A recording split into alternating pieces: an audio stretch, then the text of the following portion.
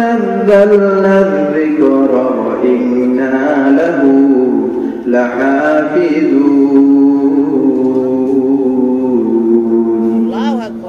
আল্লাহ রাব্বুল আলামিন বলেন, আমি তোমাদেরকে কোরআন দিয়েছি, কোরআনের হিফাজতের দায়িত্ব আমার কাছে রেখেছি। এর কারণ হলো, এর আগে যতগুলো কিতাব আমি দুনিয়ার জমিনের মধ্যে পাঠিয়েছি, প্রত্যেকটা কিতাবকে তাদের সুবিধা অনুসারে পাল্টে দেওয়া হয়েছে। আমি কোরআনের দায়িত্ব নিজের হাতে রেখেছি। এর কারণ হলো, আমি কোরআনকে নিজের হিফাজত করার দায়িত্ব রেখেছি। এর কারণ হলো, তোমাদের কোনো একটা দেশকে যদি আমি দায়িত্ব দিতাম, যারা কোরআন বিদ্বেষী সেই দেশটাকে ধ্বংস করে দিত। আর যারা আমি তোমাদেরকে একটা বংশকে যদি দায়িত্ব দিতাম, সেই যারা কোরআন বিদ্বেষী তোমাদের বংশটাকে ধ্বংস করে দিত। এই জন্য আমি আল্লাহ রাব্বুল আলামিন আমার কাছে কোরআনকে হিফাজতের দায়িত্ব নিয়েছি। যারা বলুন সুবহানাল্লাহ। ইন্নাল হামদালিল্লাহ নাহমাদুহু ওয়া নাস্তাঈনুহু ওয়া নাস্তাগফিরুহ ونؤمن به ونتوكل عليه ونعوذ بالله من شرور أنفسنا ومن سيئات أعمالنا من يهده الله فلا مضل له ومن يضلل فلا هادي له أي فلن تجد له وليا مرشدا ونشهد أن لا إله إلا الله وحده لا شريك له والذي لا ضد له ولا مثل له لا مثل له ولا مثيل له لا وزير له ولا كفيل له لا شبه له ولا شبيه له لا ولد له ولا والد له وهو الواحد الفرد الصمد لم يلد ولم يولد ولم يكن له كفوا أحد ونشهد أن سيدنا نبينا وحبيبنا وبشيرنا ونذيرنا وطبيبنا وطبيب أرواحنا وحبيبنا وحبيب ربنا محمدا عبد الله ورسوله الذي أرسله بالحق بشيرا ونذيرا وداعيا إلى الله بإذنه وسراجا منيرا أما بعد فقد قال الله تعالى في كلام المجيد وفي فرقان الحميد شكل أعوذ بالله من الشيطان الرجيم بسم الله الرحمن إلا الله محمد رسول الله صلى الله عليه وسلم সমস্ত প্রশংসা ওই মহান রব্বুল ইজ্জতুল জালাল আল্লাহ রাব্বুল আলামিনের জন্য, যে রাব্বুল আলামিন আমাদেরকে দুনিয়াবী সমস্ত পেরেশানি থেকে ফারিগ করে বিরত রেখে আমাদেরকে জান্নাতের বাগান মাহফিলের মহতি জলসার মধ্যে আসার তৌফিক দান করেছেন। আমরা ওই মহান রব্বুল আলামিনের শিখানো শব্দ দ্বারা উনারই প্রশংসা করি। সকলে একবার আমার সাথে বলুন আলহামদুলিল্লাহ। আল্লাহর প্রশংসা করলে খুশি হয় কে? বেজার? আমরা কাকে খুশি করতে চাই? আল্লাহকে। আল্লাহর শুকরিয়া সম্পর্কে কোরআন শরীফের মধ্যে কি বলেছেন?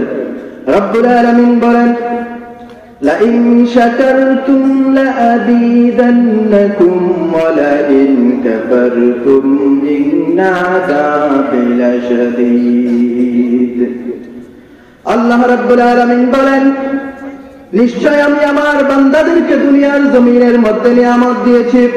যারা আমার নিয়ামত পাওয়ার পরে আমার শুকরিয়া আদায় করেছে, আমার নিয়ামত পাওয়ার পরে আমার গুণকীর্তন, আমার শুকরিয়া আদায় করলো, আমি তাদের নিয়ামতকে বাড়িয়ে দিয়ে জোরে বলুন সুবহানাল্লাহ।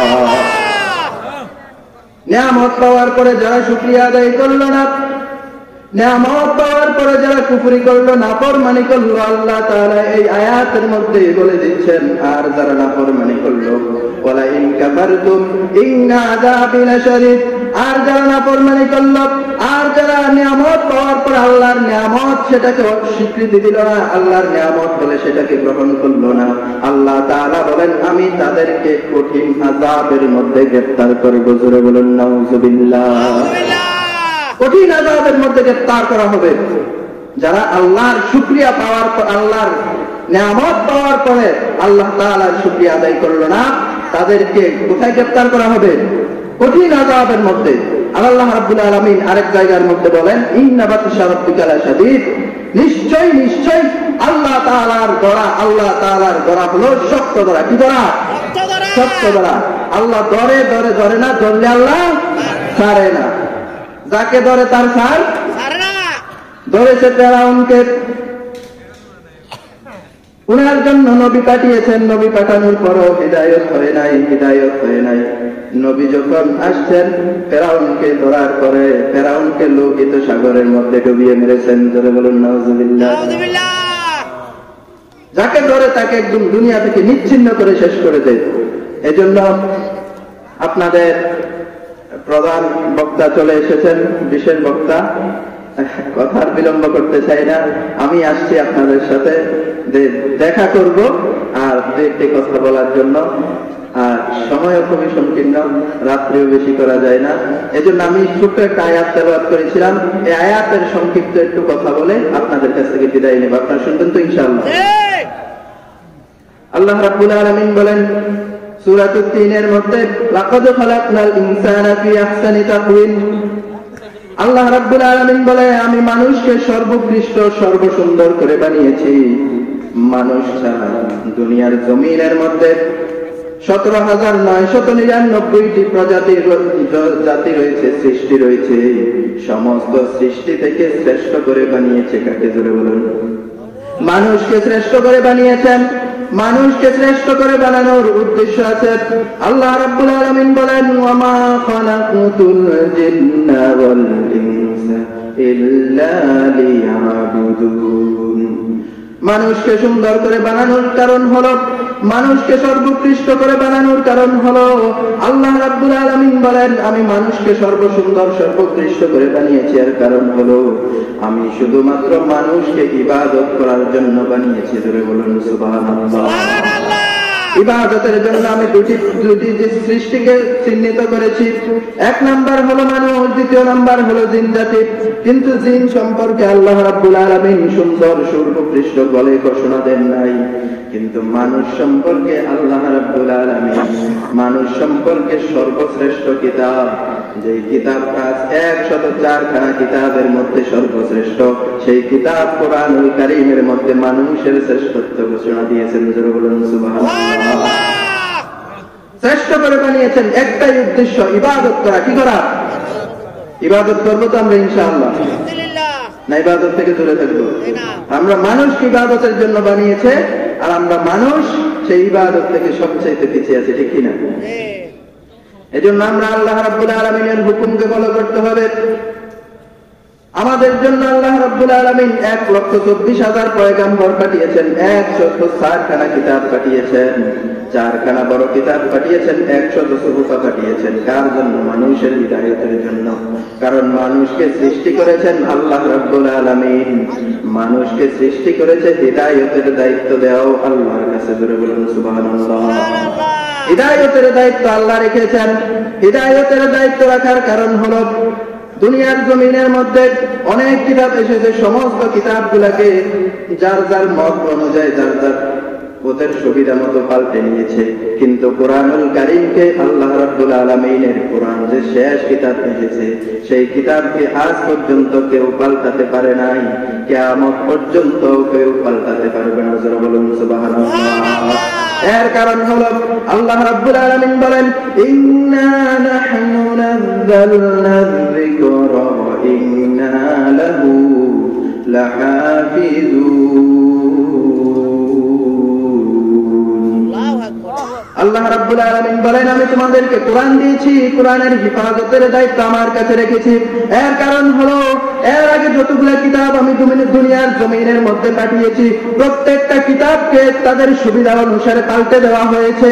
আমি কোরআনের দায়িত্ব নিজের হাতে রেখেছি। এর কারণ হলো আমি কোরআনকে নিজের হিফাজত করার দায়িত্ব রেখেছি। এর কারণ হলো তোমাদের কোনো একটা দেশকে যদি আমি দায়িত্ব দিতাম, যারা কোরআন বিদ্বেষী সেই দেশটাকে ধ্বংস করে দিত। আর যারা আমি তোমাদেরকে একটা বংশকে যদি দায়িত্ব দিতাম, সে যারা কোরআন বিদ্বেষী তোমাদের বংশটাকে ধ্বংস করে দিত।